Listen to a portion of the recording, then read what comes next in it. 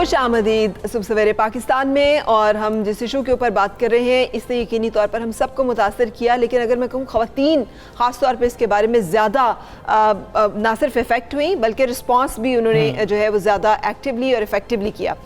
हर शुबह high ज़िंदगी से ताल्लुक़ रखने वाली खातून का रवैया, उसका अंदाज सोच का और उसका जो बर्ताव था वो एक ही जैसा था इस मामले पे। इस हवाले से अपने बातचीत के लिए इस वक्त दो पहलुओं को छेड़ा है, जिसमें मेरे साथ हैं फरिया इदरीस, हमारी सीनियर एंकर पर्सन है। Thank you very much Fariya for joining us. और जस्टिस रिटायर्ड नासरा जावेद साहिबा माहिर कानून है, हमें ज्वाइन करने के लिए बहुत शुक्रिया। फरिया, सबसे पहले तो ये बताइएगा कि कल एक माफ़ी का सिलसिला भी सामने आया कि CCPO जो हैं उन्होंने अपने उस दिल शिकन बयान के ऊपर माफ़ी मांगी है। तो मुझे, आप चूँकि फ़ैमिली के साथ और मुतासरा खातून के साथ राब्ते में हैं, तो क्या उनको ये माफ़ी कबूल है? वो समझ रही हैं कि उनकी तलाफ़ी हो गई जो हर्ट हुआ उन्हें, या जो जिस तरह से उनका दिल टूटा? फ़र्क, क्योंकि बड़ा जो इस किस्म के मामलात होते हैं उसमें बहुत ज़्यादा फूंक के कदम रखना पड़ता है। ज़ाहिर है बहुत ज़्यादा जज्बात भी होते हैं, बहुत ज़्यादा हर्ट फीलिंग भी होती है और गुस्सा भी होता है, जो कि मुख्तलिफ जगह पर डायरेक्ट हो रहा होता है।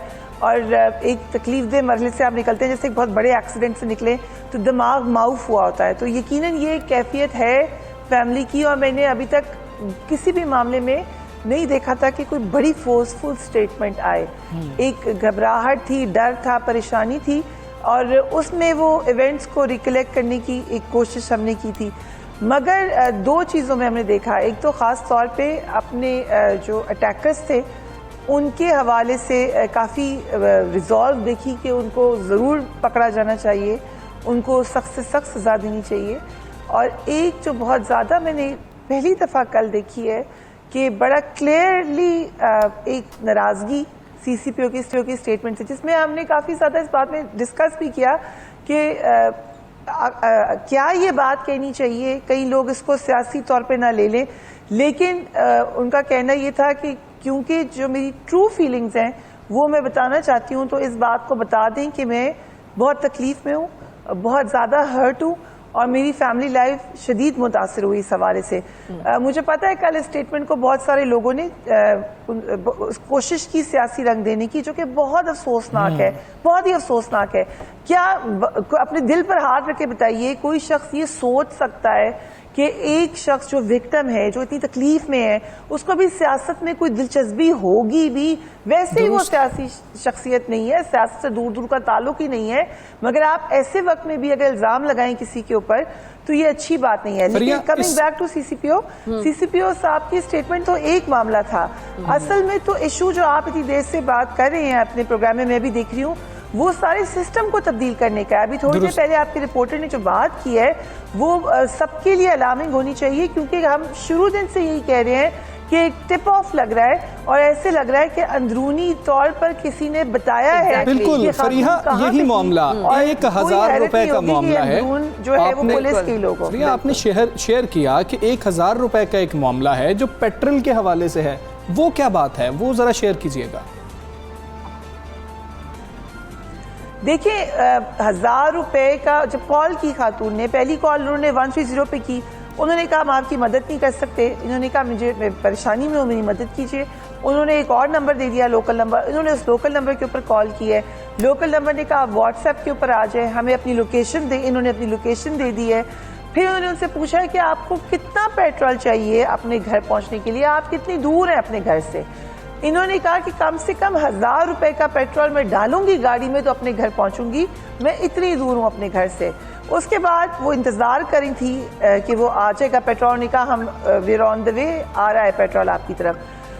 जो उसके बाद के वाकयात हुए वो हम समझाते हैं, मगर जब उनको एक फैमिली लेने गई, उनको जब लेने गई वो फैमिली, तो उन्होंने जब उनकी गाड़ी में से चीज़ें रिट्रीव की, ज़ाहिर पुलिस की कस्टडी में थी गाड़ी, मगर उनको चीज़ें लेने की इजाज़त थी, तो पर्स तो उनका ले जा चुके थे अटैकर्स और उनके पास पर्स में ही पैसे थे, मगर डैशबोर्ड में से उन खातून ने नहीं वो ढूंढे। ज़ाहिर जो उनके साथ फैमिली गई थी, उनके मेंबर ने देखा, फैमिली मेंबर ने, कि एक उनका कार्ड वहाँ पे पड़ा हुआ है डैशबोर्ड पे और 1000 रुपये पड़े हुए हैं, उसमें मट्टी के निशान भी थे, जिससे वो खातून ये कह रही है कि उन्होंने नहीं रखा वो वहां पर, ये बैग के अंदर ही थे उनके पैसे भी और कार्ड्स भी। सो अटैकर نے وہ نکالا اور ایک اٹیکر گیا بھی تھا وہاں سے. انہوں نے جو پہلے بتائی تھی ہمیں واقعات, اس میں یہ بتایا تھا کہ ایک بندہ واپس گیا تھا. یہ سمجھی تھی کہ وہ بیگ تلاش کرنے گیا ہے, لیکن اب یہ لگ رہا ہے کہ وہ وہاں پہ جا کے 1000 روپے رکھ کر آیا ہے اور کارڈ رکھا ہے. اب دیکھیں یہ ایک اتفاق بھی ہو سکتا ہے, انہوں نے سوچا ہوگا کہ خاموشی سے چلی جائے, گھر پہنچ جائے, کسی کو بتائے نا, تو شاید اس کو 1000 روپے کی پیٹرول کی ضرورت ہو. مگر یہ ایک سوال ضرور ہے کہ ان خاتون نے اسپیسیفکلی 1000 روپے کہا تھا, اور میں CCPO صاحب سے کہوں گی وہ کال ان کے پاس ریکارڈڈ ہوگی, ہونی چاہیے. اس کال میں یہ بات سنیں, یہ ویریفائی ہو جائے گی کہ انہوں نے یہ اسپیسیفکلی کہا تھا. وہ جو گواہان تھے وہیں پہ موجود تھے, وہ بتا دیں گے کہ ہم نے 1000 روپے اور یہ جو کارڈ ہے وہاں سے نکالا. فریا جو بات کر رہی ہیں جسٹس ناصرہ صاحبہ, یہ ٹپ آف کی انہوں نے بات کی, یہ بڑے امپورٹنٹ پوائنٹس ہیں. اور اس کے ساتھ ساتھ جب پہلی دفعہ پریس کانفرنس کی ہے وزیر اعلیٰ پنجاب نے اور اس کے ساتھ IG پنجاب نے, تو انہوں نے کہا کہ دونوں مجرموں کے DNA میچ ہو گئے ہیں. جبکہ وقار بعد میں پیش ہوا اور اس نے کہا کہ وہ تو اس میں شامل ہی نہیں ہے, اور پھر پتہ چلا کہ وہ اس معاملے میں واقعی نہیں مجرم قرار دیا جا سکتا. یہ دو پہلے میچ ہوئے, اب پھر ایک تیسرا شخص پیش ہوا اور کہا اب اس کا DNA بھی میچ ہو گیا. اصل ڈاکو 2 تھے اور DNA 3 سے میچ ہونے کی بات کی گئی. یہ جو ہمیں لکوناز نظر آ رہے ہیں, اس کے بارے میں آپ کیا سمجھتی ہیں کہ قانونی طور پر یہ اس کیس کو کتنا کمزور کرتے ہیں یا مضبوط کرتے ہیں؟ آپ کی کیا رائے ہے؟ میرے تو یہ سارا جس انداز میں پیش ہو رہا ہے یہ بھی غلط ہے. جو معافی کی بات ہوئی ابھی کہ انہوں نے معذرت کی, CCPO نے, انہوں نے بالکل شروع میں کہیں معذرت نہیں کی, بلکہ تنقید کرتے رہے اس خاتون پہ کہ وہ کیا کر رہی تھی اس سڑک پہ, حالانکہ یہ ان کا کام نہیں ہے. حدیث نبوی ہے کہ صبح فجر سے پہلے ایک خاتون گھر سے باہر نکلی, ان کے ساتھ اسی طرح کا حادثہ ہوا, اور انہوں نے نبی صلی اللہ علیہ وسلم کے سامنے پیش ہو کے جب یہ بات کی, آپ نے دوسری دفعہ نہیں پوچھا کہ آپ صبح وہاں کیا کر رہی تھی. انہوں نے کہا پتہ کیجئے وہ کون آدمی ہے جس نے کیا. اسی آدمی کو اسی وقت انہوں نے وہاں پہ سنسار کروایا. تو یہ تو ہمارے نبی صلی اللہ علیہ وسلم کی حدیث ہے. یہ CCPO نے جس وقت معذرت کی بھی ہے عدالت سے نکلنے کے بعد, وہ بالکل لولی لنگڑی معذرت کی, معذرت نہ ہونے کے برابر. ان کا تو یہ فرض تھا کہ فوری طور پہ استعفیٰ دیتے. استعفیٰ دینے کا لفظ جو ہے نا, وہ تو ان کی لغات میں ہے ہی نہیں. نہ استعفے کا لفظ ہے, نہ معذرت کا لفظ ہے, نہ یہ لفظ ہے کہ انہوں نے کیسے تحمل سے کسی سے خاتون سے بات کریں. آدھی آبادی پاکستان کی خواتین ہیں, اور ساری خواتین اس وقت اس بات کا مطالبہ کر رہی ہیں کہ یہ استعفیٰ, نہ اس کو استعفیٰ وہ دینے دیتے ہیں, نہ اس کو یہ فارغ کرتے ہیں. IG انہوں نے بدل دیا ہے, اب 6واں IG آ گیا ہے. اور دوسری بات یہ ہے کہ 50 لاکھ روپے انہوں نے پولیس کو دیے ہیں کہ آپ سراغ لگائیں. یہ 50 لاکھ یہ عام شہریوں کے ہیں جن کو اس وقت ضرورت ہے اس رقم کی. اس وقت ایک ٹراما سینٹر کھولنے کی ضرورت ہے خواتین کے لیے, ان کی سائیکولوجیکل کاؤنسلنگ کرنے کی ضرورت ہے. اور اگر یہ نہیں ہو سکتا, روزی روٹی کے لیے یہاں لوگ جو ہیں وہ لاچار ہیں, ان کو یہ پیسے. ٹھیک ہے ناصر صاحبہ, یہ بھی کہہ دیجیے گا کہ سزاؤں کی بات ہو رہی ہے کہ سخت سزائیں دینی چاہیے. عوامی رد عمل تو ہے, وزیر اعظم صاحب نے بھی کہا جو تجاویز دی ہیں ان تجاویز کو آپ کیسے دیکھتی ہیں؟ کیا وہ تجاویز امپلیمنٹ ہو ہیں یا نہیں ہو سکتی؟ قانون میں تبدیلی کرنی ہوگی, کیا آپ ہوتا ہوا دیکھ رہی ہیں؟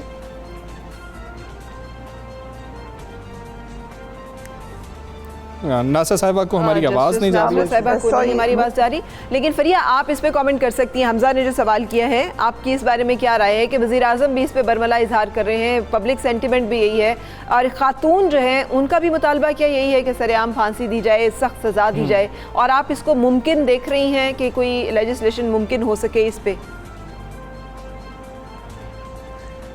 دیکھیں ملک میں قانون موجود ہے, سزائیں موجود ہیں, یہ بحث اچھی ہے, مگر مجھے سمجھ اس بات پہ تھوڑا سا لگا کہ یہ اس وقت ہم بحث کرنا شروع ہو گئے کہ سزا کیا ہونی چاہیے.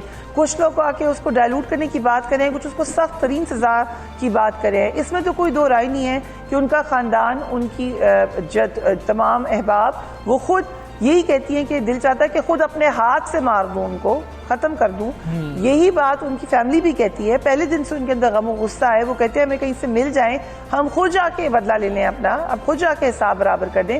نیچرل سینٹیمنٹ ہے. میں نے یہ بھی دیکھا کہ بہت سارے لوگ جو ابھی آ کے اس کو کیپٹل پنشمنٹ کی بحث بنا رہے ہیں, कैपिटल पनिशमेंट पाकिस्तान का कानून है, उसमें अगर तरमीम लानी है तो पार्लियामेंट में आप बहस करा लीजिए, उस पर बात कर लीजिए। लेकिन एक काफ़ी ये इंसेंसिटिव बात है कि एक ख़ानदान के साथ ये गुजरी हो और हम यहाँ पे आके कहना शुरू कर दें कि नहीं नहीं इनको फांसी नहीं होनी चाहिए, नहीं नहीं इनके साथ ये नहीं होना चाहिए। सख्त सज़ा डेटरेंस का काम करती है, ये एक हकीकत है, मगर उसके साथ ही साथ जुड़ी हुई हकीकत ये भी है कि सिर्फ सज़ा से बात नहीं बनती। अभी जो आपको सिस्टम नज़र आ रहा है उसकी तरफ तो कोई आ ही नहीं रहा। अभी जस्टिस साहिबा ने कितनी अहम बात की है कि 50 लाख रुपए किस बात की दे रहे हैं हम पुलिस को, इस बात की कि टिप ऑफ करें मुजरिमों को, इस बात की कि खातून अकेली बैठी आप पहुंच नहीं सक रहे, इस बात की कि 2 महीने पहले डॉन न्यूज़ के अंदर एक ये स्टोरी छप चुकी है कि आपकी ये इलाका कॉम्प्रोमाइज है, यहाँ पे पुलिस नहीं है और कोई एक्शन नहीं लेता। ये तमाम मामलात की इंक्वायरी कोई कराएगा, ये पता चलेगा होनी चाहिए पुलिस की नाअहली है। हमारे साथ फरिया साहब मौजूद थी, जस्टिस नासिरा जावेद साहब हमारे साथ मौजूद थी। आप दोनों मेहमानों का बहुत शुक्रिया। फरा, मामला यही है कि सख्त सज़ा देनी होगी अगर हमने जराइम रोकने हैं। हमें बताना होगा कि किस तरीके से इस जुर्म को हम बुरा समझते हैं और अगर आप ऐसे जुर्म के मर्तकब होंगे तो ये वो सख्त सज़ाएं हैं जो देंगे और मुआशरा यही चाह रहा है। अवामी रद्द अमल भी फरा बिल्कुल यही। बिल्कुल सही। इसी से जुड़ी भी एक और स्टोरी है जिसकी तरफ अब हम चल रहे हैं और इसमें भी पुलिस की इसी तरह की हमें कार्रवाइयों के बारे में पता चलता है। हमारी पुलिस कब सीधी होगी ये इसके बारे में कुछ कहना मुश्किल है। लगता है दुनिया का हर उल्टा काम करने का ठेका कानून के रखवालों ने लिया हुआ है। इस्लामाबाद पुलिस की बात कर लें जिसके 8 अहलकार पेशावर भिखारियों की पुष्टपनाही करते पकड़े गए हैं। जी हाँ, 8 लोग हैं पुलिस के जो कि इस मामले में मुलव्वस पाए गए हैं और इस धंधे में मुलव्वस ठेकेदारों समेत उनको भी गिरफ्तार कर लिया गया है। बिल्कुल, पुलिस का फ़र्ज़ क्या है? वो है कि मदद आपकी उन्होंने करनी है। वैसे तो हमारी महबूब पुलिस का ये स्लोगन आवाम के लिए था, मगर क्या कहने पुलिस के कि जिसकी हर बात ही निराली है, उल्टी समत पर चल पड़ी और आवाम के बजाय जराइम पेशा अनासर की मदद करना अपना मकसद बना लिया। अब मामला ये हुआ था कि वफाकी दारुल हुकूमत में और जो लोग इस्लामाबाद में हैं, वैसे तो हर बड़े शहर में, यहाँ लाहौर की बात कर ली जाए, कराची की बात कर ली जाए, आप गाड़ी रोकते हैं किसी जगह पर एक सेकंड के लिए तो बच्चों, औरतों, बूढ़े अफराद, माजूर अफराद समेत बहुत सारे ऐसे लोग जो कि और बाज़ औक़ात बिल्कुल सेहतमंद लोग भी आपसे आकर अपनी किसी मजबूरी, किसी परेशानी को बयान करते हुए परेशान करते हैं और मांगना शुरू कर देते हैं। इस बेकारी माफिया के खिलाफ ऑपरेशन किया गया इस्लामाबाद में जिसमें एक बड़े और मुनज़्ज़म नेटवर्क का पता चला जिन्हें पकड़ लिया गया। उन गिरफ्तार मुलज़िमों ने ये इंकशाफ किया कि इस धंधे में पुलिस के कुछ मुलाजिम उनकी सरपरस्ती कर रहे हैं, जिसके बाद एक ASI, 2 हेड कांस्टेबल और 5 कांस्टेबल्स को गिरफ्तार किया गया। बिल्कुल ऐसे ही, इसी पर बात कर लेंगे। हमारे साथ SP सदर सरफराज विर्क साहब मौजूद हैं। बहुत शुक्रिया विर्क साहब, आपने हमें ज्वाइन किया। विर्क साहब, ये मामला है कि पुलिस सरपरस्ती कर रही है, ये तो देखने में आता है जिस तरह फराह भी जिक्र कर रही थी कि आप इशारे पे रुके नहीं, भिखारी फौरी आपके पास आ गए और भिखारी आपस में लड़ते हुए भी दिखाई देते हैं कि ये मेरा इलाका है, मेरा इलाका है। क्या पुलिस वालों ने ये इलाके उनको दे रखे हैं कि ये तुम्हारा इलाका है, तुम्हारा इलाका है? हम देखें जी, जैसे कि आपने खुद बयान किया कि एक मुनज़्ज़म किस्म का धंधा है जिसमें बहुत सारे लोग शामिल हैं, जिसमें बहुत सारे डिपार्टमेंट्स भी शामिल हैं और उसमें हर डिपार्टमेंट में काली बेड़े होती हैं। इसी तरह कुछ काली बेड़े जो पुलिस से थी उनकी भी हमने निशानदेही की और सबसे पहले तो हमने जो भिखारियों को यहाँ पे लाने वाले ठेकेदार थे उनको गिरफ्तार किया और उन्हीं की निशानदेही पे जब हमें पता चला कि कुछ काली बेड़े पुलिस की भी इसमें शामिल है तो हमने उन लोगों को अरेस्ट करके उनके खिलाफ भी FIR का इंदराज किया। अभी इसकी प्रॉपर इन्वेस्टिगेशन चल रही है और विद इन डिपार्टमेंट इसकी इंक्वायरीज भी कर रहे हैं, तो इंशाल्लाह हमारी ज़ीरो टॉलरेंस है इसके बारे में। जैसे कि inspector general of police Islamabad के डायरेक्टिव्स हैं, तो हम बिल्कुल भी बर्दाश्त नहीं करेंगे कि कोई भी ऐसा एहलकार जो है इन लोगों की सरपरस्ती करे। और दीगर ये है कि इसके अलावा भी इंक्वायरी चल रही है जिसमें ये भी असर्टन किया जाएगा कि इनके अलावा दीगर कौन से डिपार्टमेंट्स हैं जो कि इन भिखारियों की कफालत करते हैं और इनके ठेकेदारों को फैसिलिटेट करते हैं। बहुत अच्छा कदम है सरफराज विर्क साहब यकीनी तौर पर इस्लामाबाद पुलिस की तरफ से कि अपने ही महकमे में मौजूद ऐसे लोगों को आइडेंटिफाई करना और फिर उनको पकड़ना। और लेकिन सवाल ये पैदा होता है कि क्या कार्रवाई की जाएगी, क्या वो मैक्सिमम कार्रवाई है जो कि इस बारे में की जाएगी, क्योंकि हम मुसलसल इसी पे बात करें कि हमारा निज़ाम जो है वो मुजरिम को सज़ा देने में नरम और जो मजलूम है उसका साथ देने में भी नरम हमें मुख्तलिफ जगहों पे मालूम होता है। तो यहाँ पर क्या वो सज़ा है इस वक्त तक जो कि आप समझ रहे हैं कि दी जा सकेगी इन एहलकारों को? جی ان اہلکاروں کو سروس سے برخاست کیا جائے گا, ڈسمسل فرام سروس کیا جائے گا, اور یہ آلموسٹ آرڈر ایکسپیکٹڈ ہے جو کہ آج کی ڈیٹ میں یا اگلے 24 گھنٹے میں آ جائیں گے, کیونکہ پریلیمنری انکوائریز وغیرہ ساری کمپلیٹ ہو گئی ہیں.